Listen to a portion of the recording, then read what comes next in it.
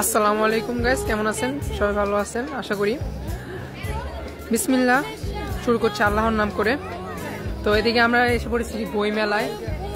বইমেলা একদম জমজমাট বইমেলা। আমাদের স্টলটি হলো 341 নাম্বার স্টল। তো এদিকে আমাদের বই উন্মোচন হয়েছে।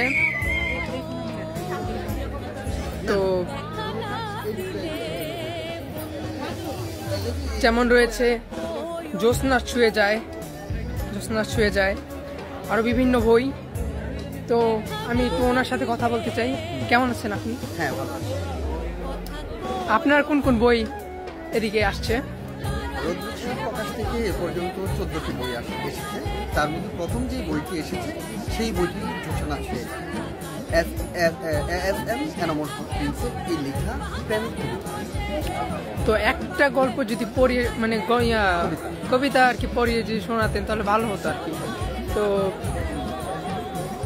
বইটি হলো জ্যোৎস্না ছুঁয়ে যায়। জি জি, লিখেছেন এস.এম. এনামুল হক প্রিন্স। এই বইটি থেকেই আমি একটা কবিতা আপনাকে শুনেছি। জি জি, একটু জোরে বলবেন। হ্যাঁ, যেহেতু কবিতার খাতা। প্রথম কবিতাটি কবিতার অন্তর্জালায় ঝুলে আছে অনিদ্রায় স্বপ্নহীন পরাজয়। দুঃখ দুঃখ করে কেঁপে ওঠে বিষণ্ণ ভাঙা হৃদয়। পড়ে পড়ে বলতে থাকে মনের মতো জমাট কষ্ট করে। দু চোখ জুড়ে ঝরে ফোটা ফোটা জল। আমার কবিতা লেখার কলম জুড়ি কেবলই তুলে, কলম জুড়ে কেবলই শূন্য এই হৃদয় বিরহ ব্যথায় কাঁদে। আদারের বুক পেয়ার ব্যথা মুছতে গিয়ে একাকিত্বের বিষণ্ণ প্রহেলিকা বাসতে থাকে কবিতার হাতে। ধন্যবাদ আপনাকে।